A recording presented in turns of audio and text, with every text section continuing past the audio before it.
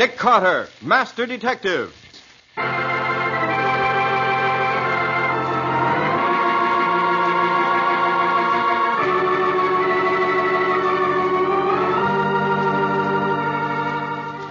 This is the story of a man known the world over as one of the most daring and resourceful characters in the history of detective fiction.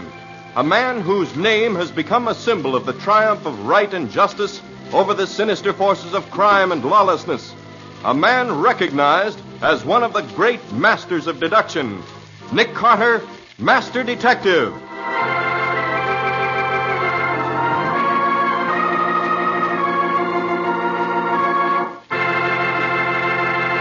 Today's strange case, the haunted rocking chair. Another exciting chapter dramatized from the life story of Nick Carter.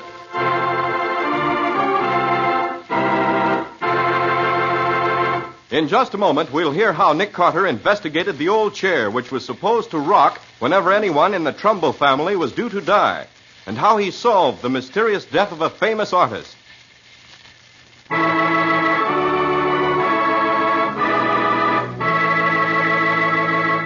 And now for today's exciting case from the life of Nick Carter.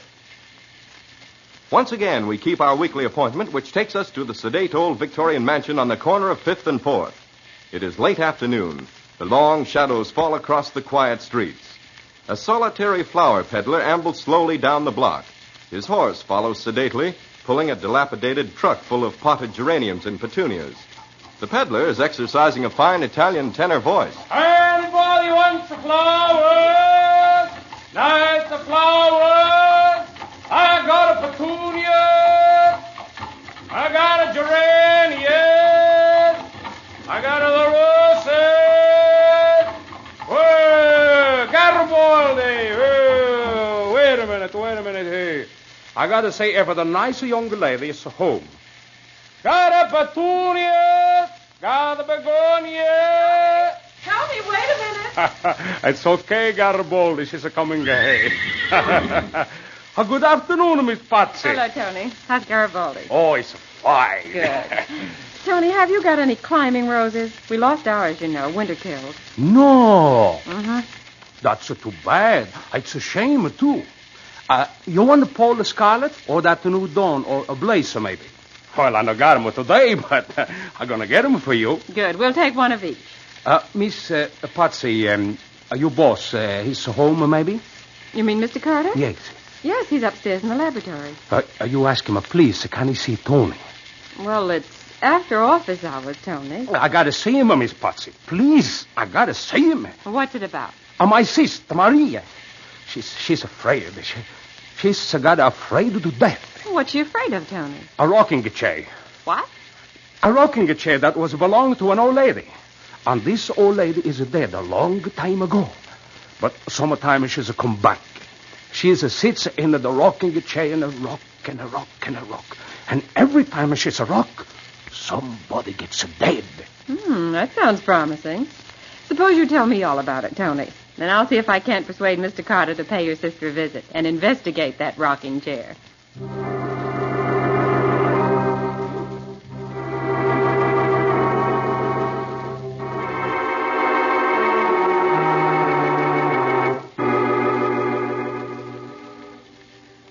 Oh, but Nick, you could do with some fresh air. We could rent a speedboat and take a run up the Sound. The island where Tony's sister lives isn't very far beyond Hellgate. How does Tony's sister happen to be living on an island the other side of Hellgate? It's the old Trumbull estate, Shipwreck Island. Tony's sister Maria is the housekeeper for Eric Trumbull, the famous painter who lives there now. I see. The old house has been in the Trumbull family for 3 generations. It was built by Obadiah Trumbull, an old sea captain who was suspected of being a freebooter at the time of the Civil War. The old boy had 4 wives. In succession, I hope. Oh, but of course. Now, where does the rocking chair come in? Oh, that belonged to the last of old Obadiah's wives. He brought her home as sort of an afterthought when all the children of his other wives had grown up. They hated her. She was little, with skin the color of dark ivory, and her face was sort of like a monkey's. Some say she was a Creole, and others claim she was Portuguese. At any rate, she talked with an accent and claimed to have the powers of a voodoo witch doctor. Probably hated her because they were afraid of her. Probably. No sooner was Obadiah safely in his grave than the children turned on her.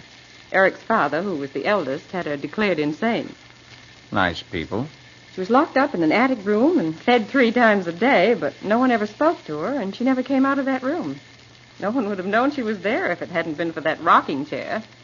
You could hear it creaking all hours of the day and night. After nearly 30 years, she was suddenly taken very ill. When she found she was going to die, she asked them to send for Eric's father. It was a nasty night with the wind howling about the evening. Entree. Come in, stupid. So you have come, eh? The doctor has told you I am about to die. And you think at last you will be rid of me. Listen, you fool. You will never be rid of me. I will return sometimes and sit in that rocking chair where I have spent so many lonely years. You will not see me, but I will be there. Sometimes the chair will rock, and that will mean there is to be a death in this family. There is about to be a death now, I think. Yes. See? The chair. Already it starts to sway. This time it predicts my death. But it will rock for you. All of you. And as the chair rocked faster and faster, she died. Eric's father saw it. Well, probably a form of self-induced hypnosis brought about by the old girl's suggestion. Possibly. The rocking chair heard from again? Yes, every now and then. But the funny part is that almost every time, according to Tony's sister, someone in the family died within the year. A family that size, just by the law of averages, someone is apt to die within the year, whether the rocking chair rocked or not. Oh, I hadn't thought of it that way, Nick. Anybody living in the old house now, except Eric and Tony's sister? No. They came back a little over a year ago. Eric was too broke to live anywhere else. Has Tony's sister ever heard the famous rocking chair? Not until lately. Seems that everything was going along as well as could be expected until Captain Ralph Trumbull, Eric Trumbull's cousin, and his wife moved in. I gather the captain's wife is very attractive. And the captain isn't always home. And Eric is a notorious ladies' man. That's about the size of it. And to top off the whole thing, the rocking chair seems to have started to rock again. Well, what do you expect me to do? I just want you to find out what makes that rocking chair rock, so Tony's sister can stop being frightened. All right, I'll look into it. If you can get them to rent us that new speedboat. But remember, I don't want any hard-boiled eggs in my lunch.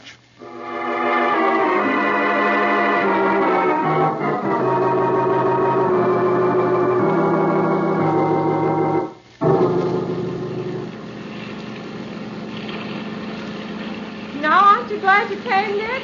Do you ever see such a heavenly day? Going to be a storm before night. Oh, Nick, there isn't a cloud in the sky. Tony said he got word to his sister we were coming. She'll be waiting for us on the dock. That must be the island up ahead, Nick. Slow down or we'll pass it. Will you look at that house? It's got everything. Cupola, widow's walk. I'll bet there's even an iron deer on the front lawn. And I could certainly use a coat of paint. Look there on the end of the dock. That must be Tony's sister. She's not exactly what you'd call a sylph, is she? Oh, hand me that line, will you? Hello? Are you Tony's sister? Si, I'm called Maria. You are Mr. Nick Carter and the missus, no? No, I'm Patsy Bowen, Mr. Carter's secretary. Oh, good. Hey, give me your hand. I'll help you. Thank you. Oh, be careful, please. So many of these boards are so old. Okay. We'll be careful. Well, Maria, how about it? You think I can get a look at this notorious rocking chair that's causing all the trouble? Oh, see, that's easy. The captain is away on a cruise. He won't be back until next week. Mr. Eric and the captain's wife are in the studio. He's painting her picture. Painting a picture, is he? What's wrong with that? Oh, he's always painting her when the captain is away. The studio's in the front on the second floor. The room with the rock and the chair is on the third floor over the kitchen. We'll take the back stairs. No one will see us.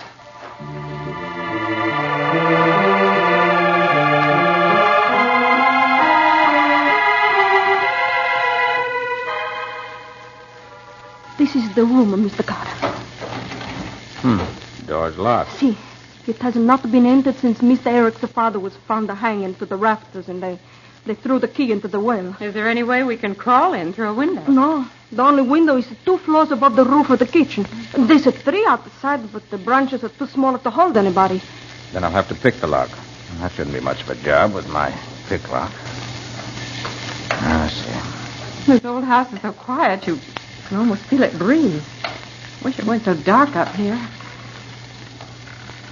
Nick, do you hear that? Santa Madonna, it is the chair again. It rocks. Someone want to die. Someone want to die. Quiet, Maria, quiet. Just a minute now. This lock isn't as simple as it looks. There. That didn't pick. Now. No one is there. The room is empty. Look, over there right beside the window. The rock is still rocking. And there's dust all over everything. There should be prints of some sort. But there aren't, Nick. Not a mark on the floor anywhere. Spirits are leaving no footprints. At the window. Little pane at the lower left-hand corner is missing. But the window is locked tight. Nobody could crawl through an opening so little as that. Nick, the cushion. The cushion on this chair is still warm. Claire! Claire! Claire, find the diary. Santa Maria, this is the captain. He's come home. He's looking for his wife. Uh-oh. You better run down, Maria. See if you can stall him. Claire! And find you, woman. You better answer me or else. Claire!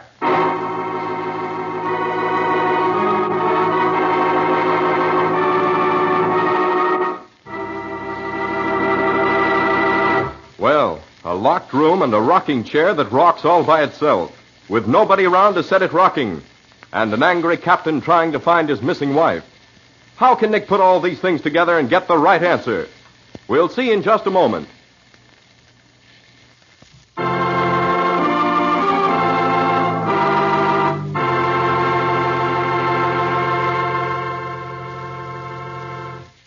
And now back to our story. Investigating an old house in which an ancient rocking chair started rocking without any cause or reason, Nick runs into a complicated set of circumstances. Eric Trumbull is painting a portrait of the captain's beautiful young wife, much against the captain's wishes. And Maria, Eric's Italian housekeeper, is scared of both the rocking chair and the quick-tempered captain. As we pick up our story, the captain is storming through the house looking for his wife. Maria! Maria! Oh, there you are. Where in thunder is my wife? Is she not in her room, Captain Trumbull? You know blame well she's not. Oh, I remember now. She's gone to the mainland to do the marketing. No, she hasn't. Her hat's right here on the table. And the rowboat's tied up to the dock. Well, maybe she got a lift. Who in blazes are you two? Just friends of Maria's brother. The Trumballs don't like visitors. Captain Trumbull, don't you think you're a bit hasty? Suppose your wife is posing for Eric Trumbull. Lots of perfectly nice women model these days. Not my wife. That's the door of his studio. Eric, open up. I know my wife's in there. Open this door, I'll break it down. All right. Really, Ralph, you have to be so boisterous? You're not yelling into a gale, you know. Where are you, Claire? Here I am, dear. Oh, really, Ralph, this is too naughty of you. I was having my portrait painted for your birthday as a surprise. There it is. Eric, I told you to keep away from my wife. But when I come back unexpectedly, I find you both in the studio with the door locked. Oh, don't be so Victorian, darling. Eric hates to be interrupted when he's painting. Yes, now do go away, old boy, so we can get on with the portrait. The blazes with the portrait. You'll never do any more painting on this canvas. Nick is tearing the picture to shreds. Rugged old sea dog, isn't he? Ralph, I hope you realize you've destroyed a priceless work of art. Don't worry, I'll pay you for it. Although I have my doubts about how priceless it is. Claire, get your things together. We're leaving this house. Now? This minute. Miss Bowen and I'll be delighted to take you to the mainland with us. Good. You go ahead. I'll join you on the dock as soon as I've made out a check for my cousin's priceless work of art.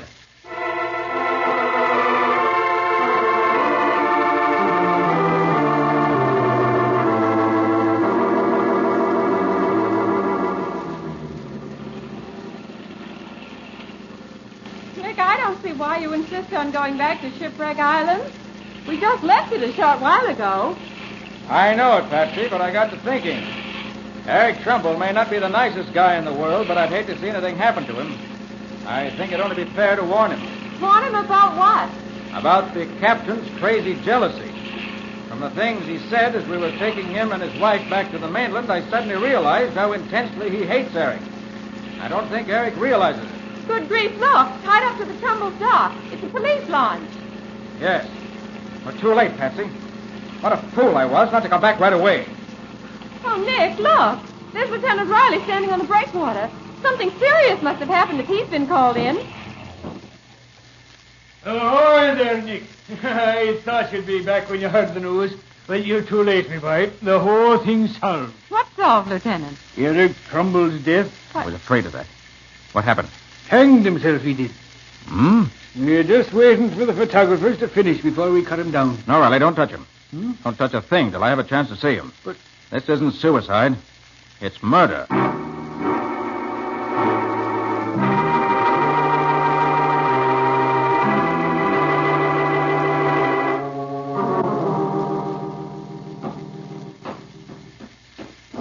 And would you mind telling me why you're so sure it ain't suicide? Because Eric Trumbull was psychologically incapable of killing himself. Do you think the captain came back and did it, Nick? No. The captain wouldn't have hanged him. Now, if he'd been beaten to death, Goodness. What's that? There's the housekeeper. Her room's just down the hall a bit here. Maria. Taking it awful hard, she is. Okay, Nick. After you. his feet clear the ground by bare 6 inches. 6 inches is enough. Medical examiner took a look at him and says it's death by strangulation, me boy. No mistake. I'm not doubting that. You say nothing's been touched, Riley? Not a thing, Nick. Then it's definitely murder. Oh, no, you don't, Nick. Just take a look at this here suicide note pinned there on his chest. I can't live without her, and I won't. Signed, Eric Trumbull. That, me boy, is in his own handwriting. Checks with the writing we found in his diary. Possible, but this is only part of a piece of paper. The upper part's missing. So what? It's a suicide note. That's enough for me. Riley, if a man's going to commit suicide, he has to stand on something. A box, a chair, even a few books, and then kick them away from him. But there's nothing here. Nothing within 15 feet of the spot where the body's hanging. Yeah, Nick, you're right. Consequently, Trumbull was strung up by someone else. Someone who threw the rope over that beam, hauled the body up, and then tied the rope to that bracket. Now, wait a minute. What would Mr. Trumbull be doing all that while? There's no signs of a struggle here. Probably because the murderer was careful to sneak up behind him and knock him unconscious first. Huh? Your medical examiner will take a good look, Riley. I think he'll discover a lump at the base of the brain somewhere. Hey, I better go and talk to him. Who would ever think of looking for a lump on the head of a guy who's hanged himself? Nick? Nick, will you come out in the hall a minute? Yes, right away, Patsy. As soon as I unpin the so-called suicide note. All right. What's up? It's Maria here. She wants to talk to you. Mr. Carter, please. I hear what you said, that it is not a suicide. Is that the truth? I'm afraid so, Maria. Oh, I know it. I know it. It was the captain. They had a terrible battle fight after you left to go to the boat this morning. Maria, what makes you so sure that Captain Trumbull killed his cousin? That note you have in your hands. It's part of a letter Mr. Eric sent 3 days ago to New Bedford where the captain's ship had gone. Mr. Eric was in love with the captain's wife. He was painting a picture of her. Yes, we know that. He did it then. I know it. While you waited on the dock. We were there less than 5 minutes. Oh, the captain is so strong. For him, 5 minutes is plenty. What makes you so sure it wasn't somebody else? Somebody who came to the island after we left. Because nobody came. When you are gone, I lock all of the doors and the windows. I go to the kitchen to fix Mr. Eric his lunch. When I take it up to him, I find him. Like that. And you're sure no one else was here? You didn't open the door to anyone? I swear on the Bible. Tell me, Maria. Why did you kill Eric? You think I did it? No, you are wrong. It was the captain that let the proof that the letter was written to him. The captain didn't do it, Maria, for 2 reasons. One, the letter, though undoubtedly written by Eric, was never sent. But, Nick, how could you possibly know that? Because this torn suicide note covers more than half a sheet of notepaper. Any letter that's gone through the mail has been folded at least once. This one was never folded. Consequently, never sent. But the second, and the most important reason, as we left the island this morning with the captain and his wife, I happened to take a look at the house. Eric Trumbull, alive and healthy, was glaring at us from his studio window. No. No. Consequently, Maria, since no one entered the house after we left, and since you were alone with Eric Trumbull, the only person who can possibly be responsible for his death is you, Maria. Your last name is Trumbull, isn't it? Yes. Maria Trump. I was Eric's wife. That's why I killed him. Yes. Had an idea that was the reason. He married me 20 years ago in Sorrento when I nursed him back from the dead. During all this time, no one has ever known. I sold my house and my little farm. It was that money paid for his first exhibition. I do not begrudge him that. He was a genius, senor. They are not like other men. After a little while, I did not even mind his love affairs, so long as it was only his models.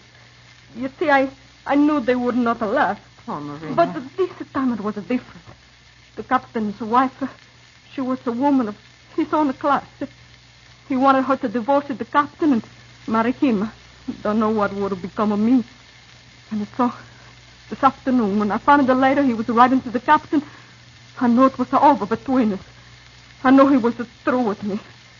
After all the hardships, all of the insults, something inside of me turned strange and cold.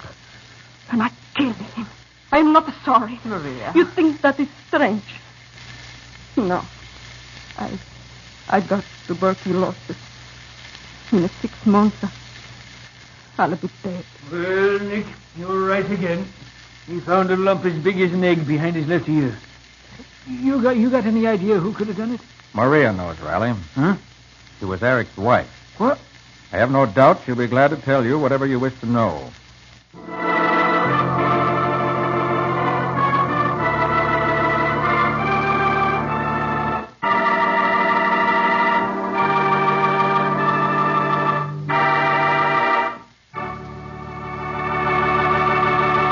In just a moment, Nick will be back to give you the final details of today's story and tell you what caused the rocking of the haunted rocking chair.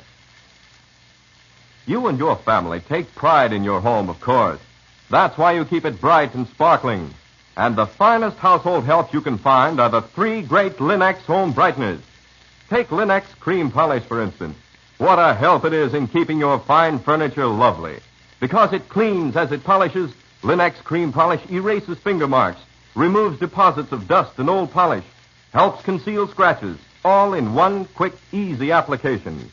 And it leaves a lovely, gleaming luster that brings pride to the heart of any homemaker.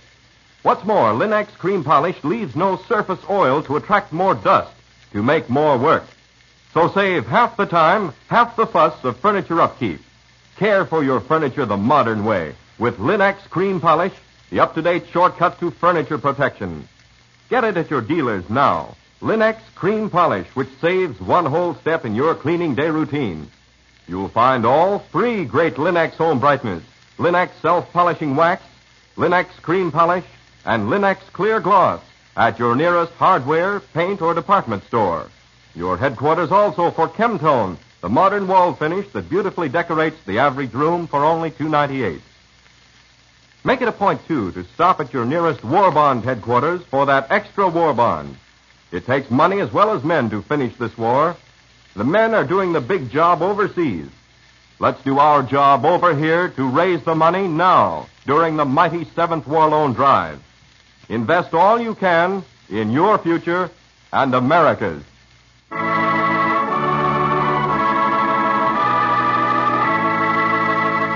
And now let's hear from Nick Carter himself. Nick, what happened to Maria? Did Riley arrest her? Yes, Ken, he did, but she died before she could be brought to trial. And what about the rocking chair? After considerable observation, we found out it was just a Trumbull cat. She used to climb up the trees, jump through the broken pane, and into the chair, which stood right beside the window. She'd sit there in the old chair and wash herself, and her movements would make the old chair rock. But how come the cat just started recently to sit in the old chair like that? Well, we learned it was only recently that the cat came to live at the house. Disgustingly simple when you know the answers. That's what I always say. And Nick always laughs at me when I say it. But it's true.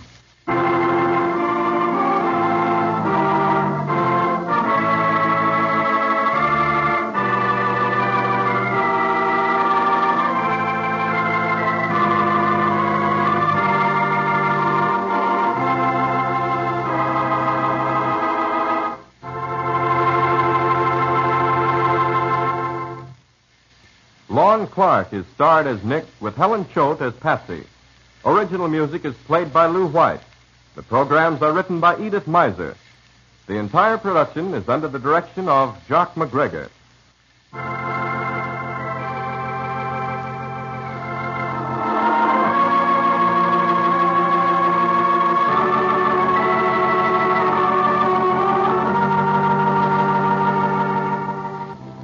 This is Ken Powell speaking.